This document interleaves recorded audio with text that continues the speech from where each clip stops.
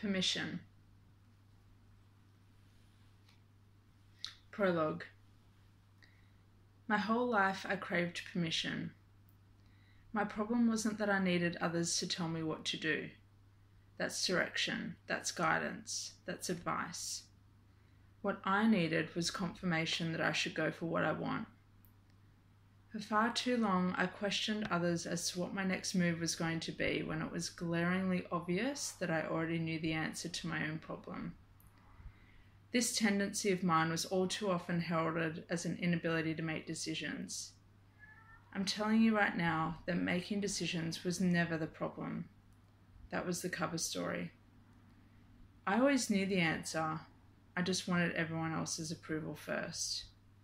From doctors to teachers to mentors to co-workers, friends, books and lovers, I have looked ever outward to get the green light to do and be exactly who I was born to be. That dependent approach worked for a long time, until it didn't.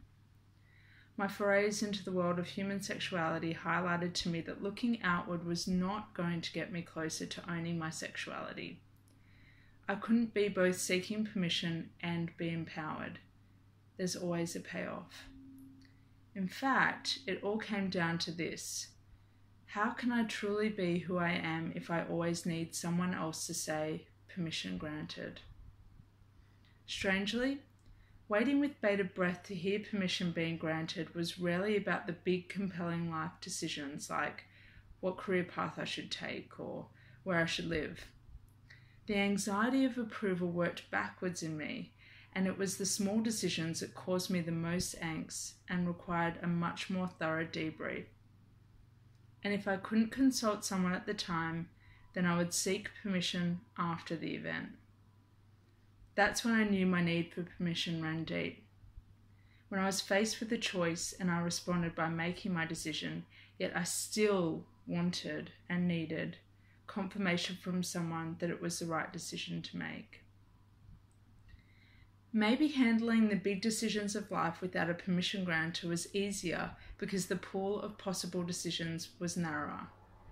Flip it around to the smaller stuff though, and the need for permission ruthlessly infiltrated all the irrelevant parts that seemed so desperately important to me at the time. Cast your imagination to the quintessential restaurant scene, and I was the woman sitting there, umming and eyeing over what to order. This tendency of mine to deliberate over what I ordered in restaurants got so painful for my family to endure that there would be serious tension when it was my turn to say what I wanted. All of those repetitive occasions culminated in one big fight between my dad and I. There I was at 17, so far enjoying our father-daughter Bali trip, where my inability to decide what I would order for dinner was so deliberated that he cracked it. Words were exchanged about how I can never make a decision and I had little to throw back to that one. I sobbed at the table, snot dripping down all the way through some forgettable noodle dish. In the midst of being stonewalled by him, it felt fitting to rebelliously spend the rest of the evening all angsty with my journal and an overpriced bottle of Jacob's Creek Chardonnay. Let's look a little closer at that one.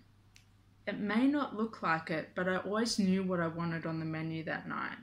Just, what would other people, in this case my dad, think of what I wanted? What was going to be the answer that pleased them? This is all pesky, right?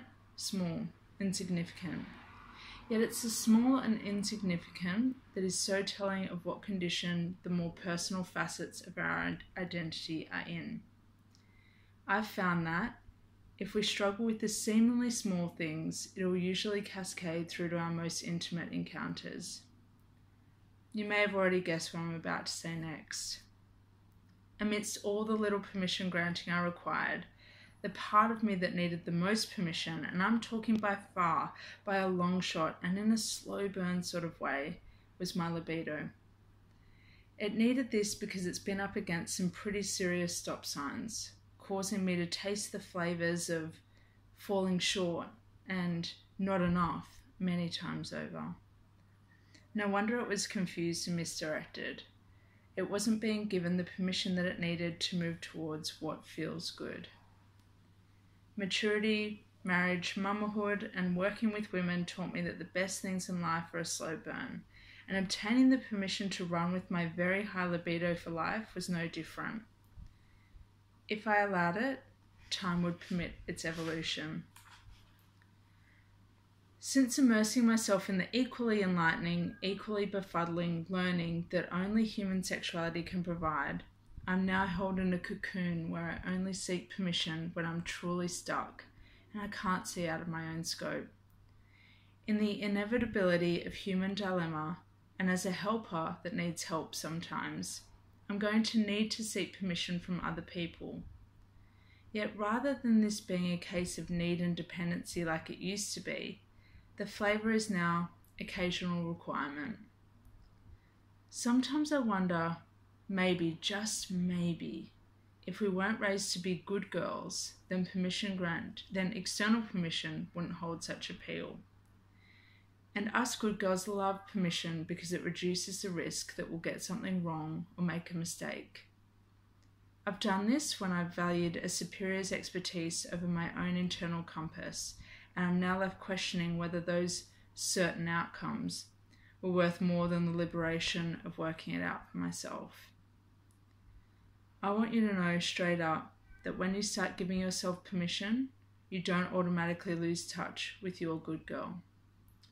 My good girl is a humbling asset that I need to draw upon to get shit done because she values loyalty, following through with what she said she would do, and completing tasks to the best of her ability. All of this is magnified when our actions are going to have an impact or follow-on effect to others. There's no way she can handle the possibility of being seen as someone who doesn't finish what they said they would. That fear of being perceived as lazy or unhelpful drives her over the finish line every time. I love my inner good girl and all that she's done for me. It's just that I reached a point where I didn't want her need for external permission to dominate my life anymore. That's what permission is all about. Keeping the desirable aspects of your good girl, your need to control, and your tendency to be serious and choosy, while still allowing your libido to have its fullest expression. What brought you to needing to become your own permission granter might not have been something glaringly obvious on the surface. It might have been this general discomfort about sex that you can't quite pinpoint. A feeling that you're holding back in sex but you don't know why. Having trouble expressing what you like and need in the bedroom. An inkling that more intimacy and vulnerability is possible. Realizing that you are often looking to others to validate you. A feeling like sex is something you should do rather than something you want to do. Not getting what your body is capable of or feeling like it's faulty. A nudge that says yes to doing lots of things or all the things in life is sapping your energy.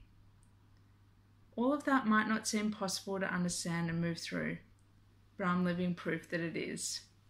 Let me show you.